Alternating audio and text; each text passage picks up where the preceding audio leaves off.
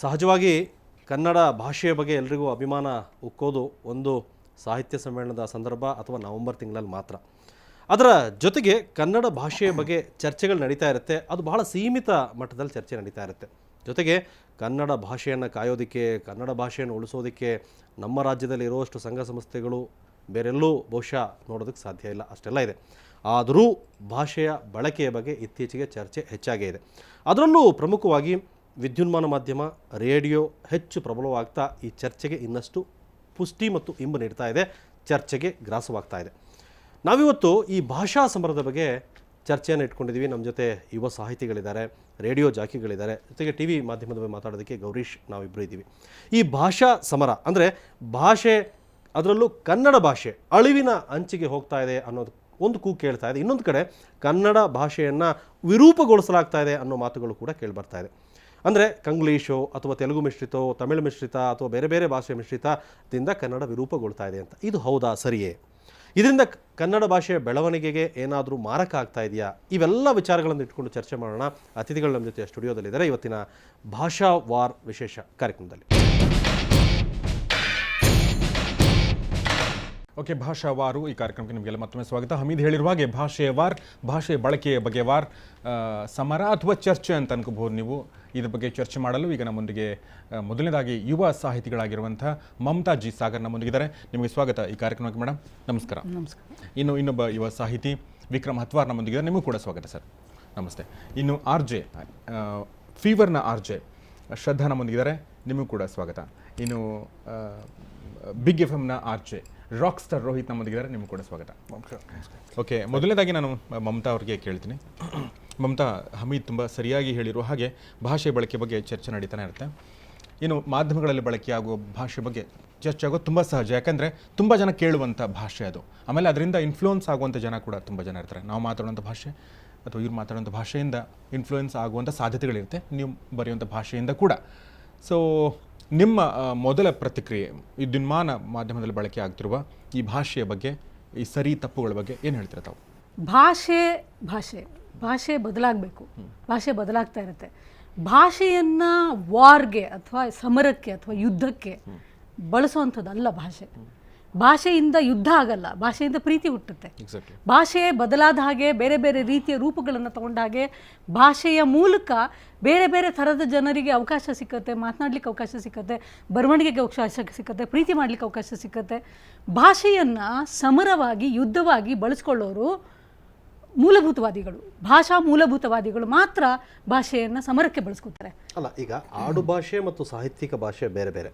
ಈ ಆಡು ಭಾಷೆಯ ಬಳಕೆಯಲ್ಲೇ ಕನ್ನಡ ಏನಿದೆ, ನಾವು ಕನ್ನಡದಲ್ಲಿ ಆಡು ಭಾಷೆ ಇದೆಯಲ್ಲ, ನಿಮ್ಮ ಸಾಹಿತ್ಯಿಕ ಭಾಷೆಗೂ ಆಡು ಭಾಷೆಗೂ ಭಾಳ ವ್ಯತ್ಯಾಸ ಇದೆ. ನೀವು ಸಾಹಿತ್ಯಿಕ ಭಾಷೆಗಳಲ್ಲೂ ಕೂಡ ಬದಲಾವಣೆ ಆಗಿದೆಯಾ ಅಥವಾ ಆಗಬೇಕಾ? ಬೆಳೆಯೋದಕ್ಕೆ ಬದಲಾಗೋದಕ್ಕೆ ವ್ಯತ್ಯಾಸ ಇದೆ ಇಲ್ವಾ ಮೇಡಮ್? ಸಾಹಿತ್ಯಿಕ ಭಾಷೆ ಮತ್ತು ಆಡು ಭಾಷೆಯಲ್ಲಿ ಪೂರ್ತಿ ವ್ಯತ್ಯಾಸ ಇಲ್ಲ. ವ್ಯತ್ಯಾಸ ಇದ್ದಿದ್ದನ್ನು, ಆ ವ್ಯತ್ಯಾಸವನ್ನು ಹೋಗ್ಲಾಡಿಸ್ಲಿಕ್ಕೆ ಸುಮಾರು ಜನ ಪ್ರಯತ್ನ ಪಡ್ತಾ ಇದ್ದಾರೆ. ಸಿದ್ಲಿಂಗಯ್ಯ ಅವ್ರ ಕವಿತೆಗಳನ್ನ ಅದನ್ನ ಹೆಂಗೆ ಕಾವ್ಯ ಭಾಷೆ ಅಂತ ಕರಿತೀರಾ? ಜನ ಆಡೋ ಭಾಷೆ ಅದು. ವಚನಗಳನ್ನು ಹೆಂಗೆ ಸಾಹಿತ್ಯಿಕ ಭಾಷೆ ಅದು ಜನರ ಭಾಷೆ ಅದು. ಈಗ ನಾವುಗಳನ್ನು ಬರಿಬೇಕಾದ್ರೆ ಏನೋ ಒಂದು ಇವತ್ತು ನಾವು ಕೂತ್ಕೊಂಡ್ಬಿಟ್ಟು ಸಂಸ್ಕೃತೀಕರಣವಾದ ಭಾಷೆ ಒಳಗೆ ಬರ್ಕೊಂಡು ಹೋದರೆ ಅದು ಬರೆಯೋಕ್ಕಾಗಲ್ಲ. ಅದು ಭಾಷೆ ಅನ್ನೋದು ಅದು ಒಂದದು. ಈಗ ಆಡು ಭಾಷೆಯಿಂದನೇ ಸಾಹಿತ್ಯಿಕ ಭಾಷೆ ಬರೋದು. ಸೊ ಅದರಿಂದ ಆಡು ಭಾಷೆಯನ್ನು ನಾವು ಸಾಹಿತ್ಯಿಕ ಭಾಷೆಯನ್ನು ಕಟ್ಟಬೇಕಾದ್ರೆ ಆಡು ಭಾಷೆಯಲ್ಲಿರೋ ಅರ್ಥವನ್ನು ಬಳಸ್ಕೋತೀವಿ ನಾವು, ಅಥವಾ ಅಪಾರ್ಥಗಳನ್ನು ಬಳಸ್ಕೋತೀವಿ ನಾವು. ವಿಕ್ರಮ್, ನನ್ನ ಪ್ರಶ್ನೆ ಅಂತಂದರೆ, ಮಾಧ್ಯಮಗಳಲ್ಲಿ ನಾನು ಈಗಾಗಲೇ ಹೇಳಿರುವ ಹಾಗೆ ಮಾಧ್ಯಮಗಳ ಭಾಷೆ ಯಾಕೆ ಇಂಪಾರ್ಟೆಂಟ್ ಆಗುತ್ತೆ ಅಂತಂದರೆ, ಸಾರ್ವತ್ರಿಕವಾಗಿ ಕೇಳಿ ಬರುವಂಥ ಭಾಷೆ. ನಾವು ಆರ್ಜೆಗಳ ಭಾಷೆನ ಯಾವಾಗಲೂ ಕೇಳ್ತಾನೆ ಇರ್ತೀವಿ. ಕಾರಲ್ಲಿ ಹೋಗಬೇಕಾದ್ರೆ ನಾವು ಕೇಳ್ತಾ ಇರ್ತೀವಿ, ಮನೇಲಿ ಕೇಳ್ತಾ ಇರ್ತೀವಿ. ಸೊ ಹೀಗಾಗಿ ಎಲ್ಲೊಂದು ಕಡೆ ಇನ್ಫ್ಲೂಯೆನ್ಸ್ ಆಗುತ್ತೆ. ಹೀಗಾಗಿ ಅವ್ರ ಮೇಲೆ ತುಂಬ ಜವಾಬ್ದಾರಿ ಇರುತ್ತೆ ಅಲ್ವಾ? ಸೊ ನಿಮಗೆ ಆಗುತ್ತೆ ಅನ್ನೋದನ್ನು ಒಪ್ಪೋದಿಲ್ಲ ನಾನು. ಯಾಕಂದರೆ ಸಾಹಿತ್ಯಿಕ ಭಾಷೆ ಅಂತ ಒಂದಿದೆ ಅಂತ ಹೇಳಿದರು, ಮತ್ತು ಆಡು ಭಾಷೆ ಅಂತ ನೀವು ಹೇಳಿದ್ರಿ. ಹಾಗೆ ಆರ್ ಜಿದು ಒಂದು ಭಾಷೆ ಇದೆ. ಈಗ ಆರ್ ಜಿ ಅವರು ಕನ್ನಡದಲ್ಲಿ ಹಾಗೆ ಮಾತಾಡಿದ ತಕ್ಷಣ ಜನಸಾಮಾನ್ಯರು ಕೂಡ ಅದನ್ನೇ ಫಾಲೋ ಮಾಡ್ತಾರೆ. ಅದು ಆಡು ಭಾಷೆ ಆಗುತ್ತೆ, ಭಾಷೆ ಉಳಿಯೋದಿಲ್ಲ, ಭಾಷೆ ಒಂಥರ ಅವನತಿಗೆ ಹೋಗುತ್ತೆ ಅನ್ನೋದು ನಾನು ಒಪ್ಪೋದಿಲ್ಲ. ಹೇಗೆ ಸಾಹಿತ್ಯಿಕವಾಗಿ ಜನಸಾಮಾನ್ಯರು ಹೇಗೆ ಸಾಹಿತ್ಯಿಕವಾಗಿ ಮಾತಾಡೋದಿಲ್ವೋ ಹಾಗೆ ಆರ್ ಜಿ ಅವರು ಬಳಸುವಂಥ ಭಾಷೆಯನ್ನು ಕೂಡ ಜನಸಾಮಾನ್ಯರು ಮಾತಾಡೋದಿಲ್ಲ.